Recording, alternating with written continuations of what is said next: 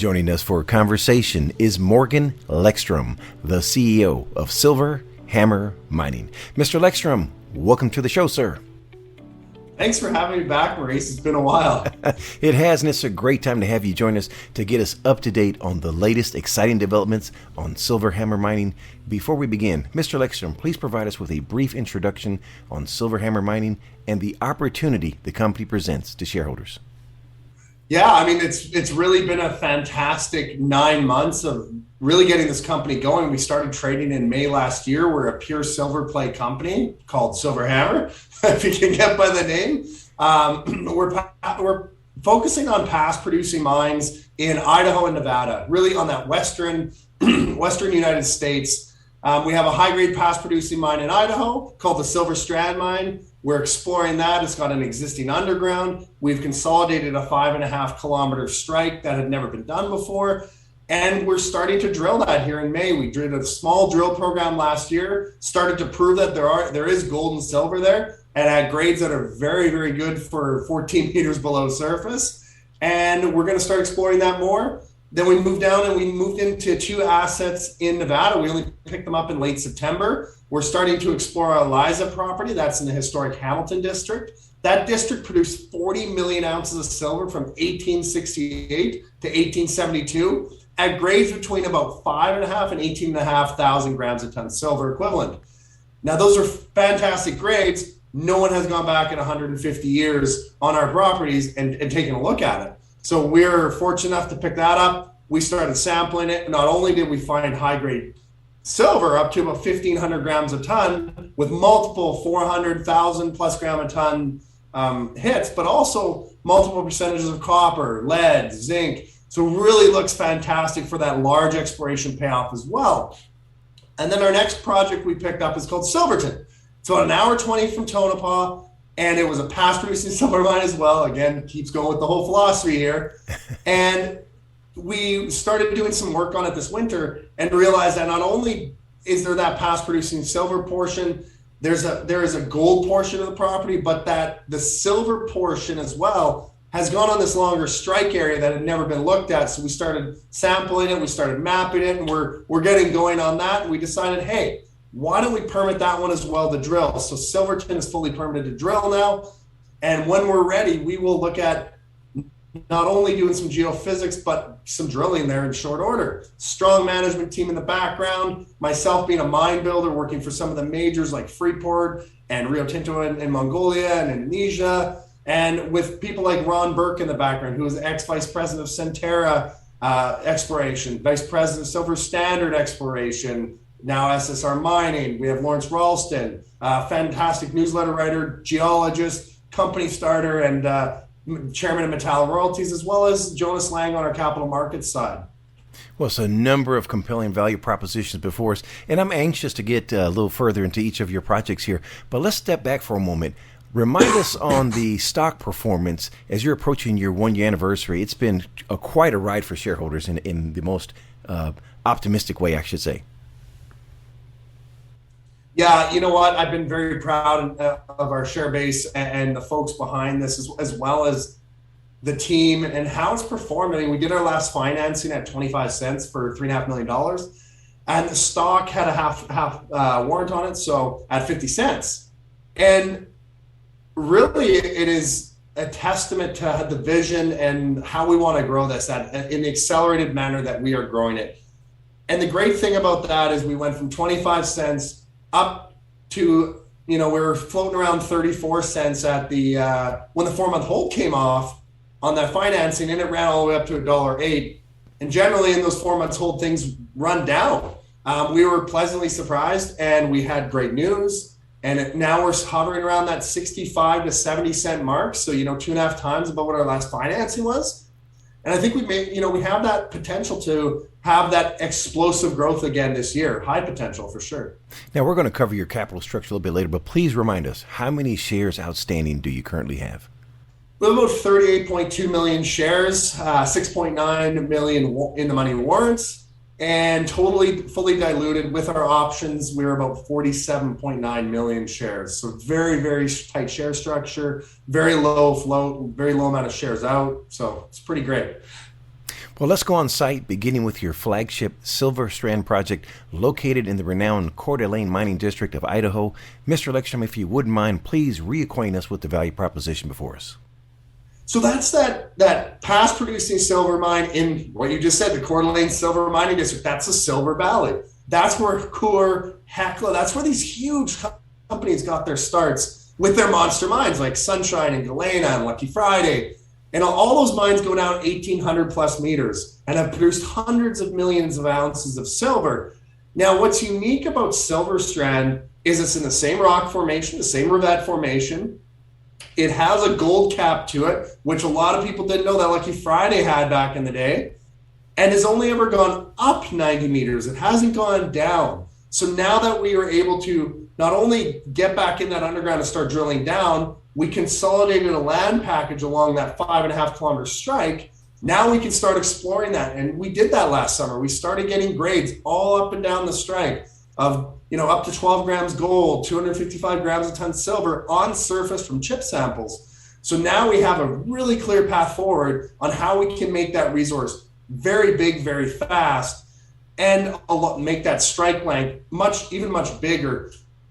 But the key portion is that there is depth potential there. There's depth and strike potential, and that's how companies like Hecla with Lucky Friday got really big, really fast. Yeah, there's a lot of blue sky potential here before us. And you somewhat alluded to it, but what are the latest advancements on the Silver Strand? And please share some of the latest results again with us.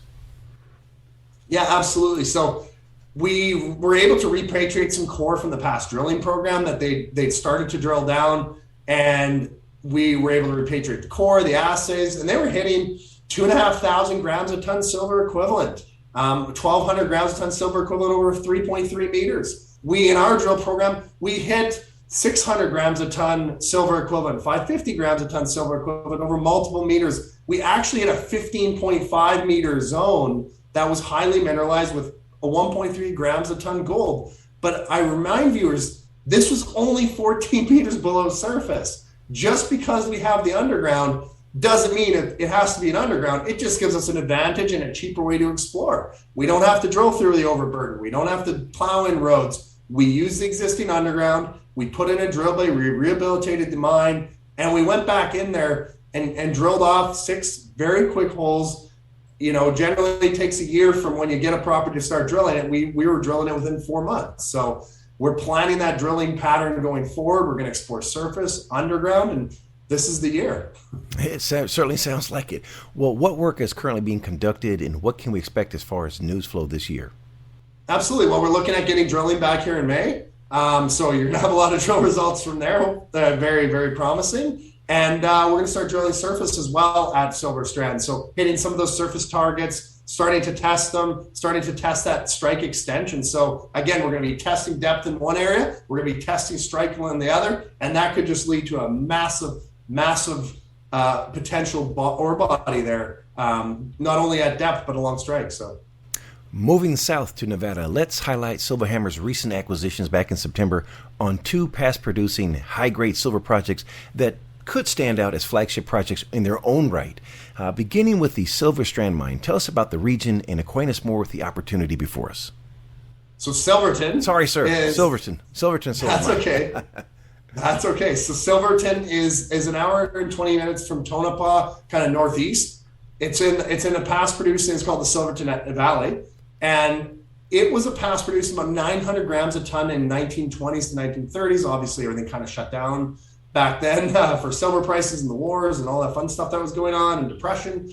And no one has really gone back there. They've looked in the mountains around it. They found gold showings, but no one's went and looked at the silver component to this. So our geologist has been down there. We've more than doubled the land claim package. We will be adding significantly more to it coming up in short order. We will be, like I said, we are permitted now to drill 13 pads. We're permitted. We're going to look at a combination of RC and core.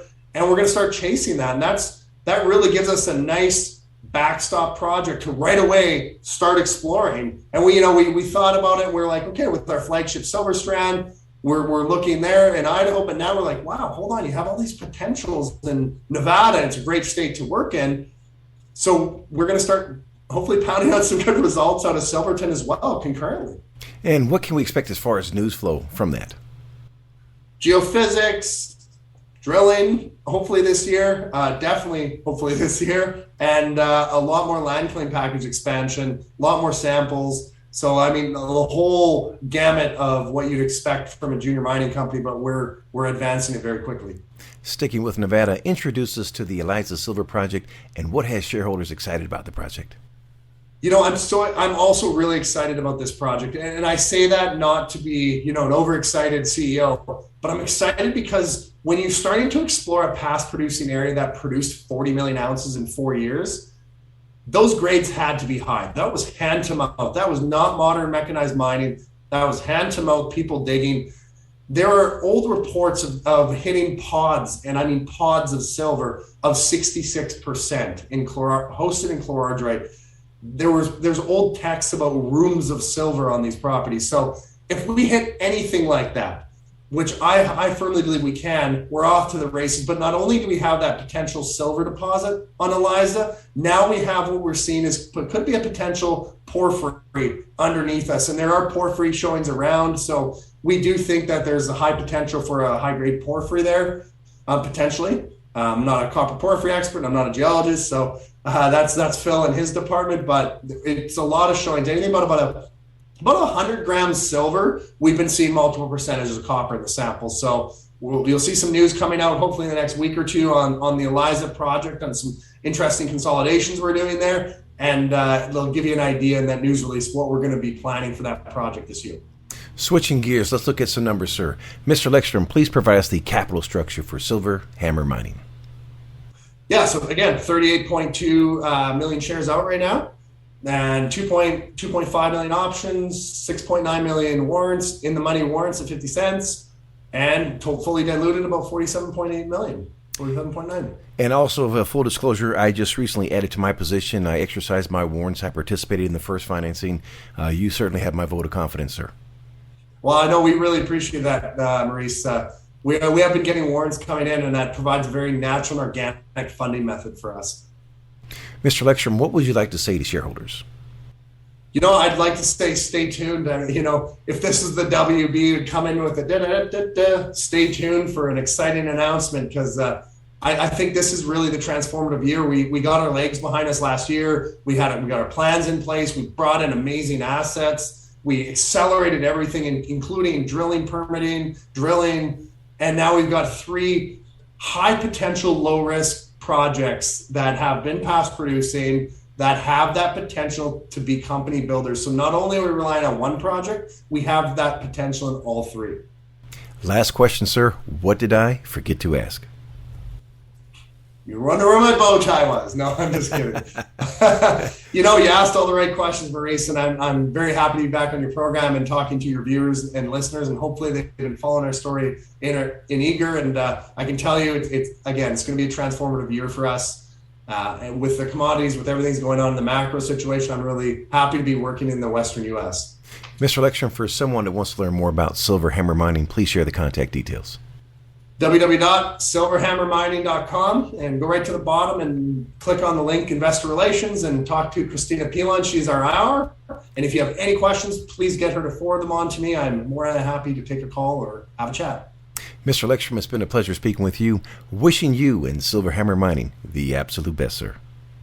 Thank you very much, Maurice. Have a great day. The information presented on Proven and Probable is provided for educational and informational purposes only, without any express or implied warranty of any kind, including warranties of accuracy, completeness, or fitness for any particular purpose. The information is not intended to be and does not constitute financial, investment, or trading advice, or any other advice. You should not make any financial, investment, or trading decision based on any of the information presented without first undertaking independent due diligence and consultation with a professional broker or competent financial advisor.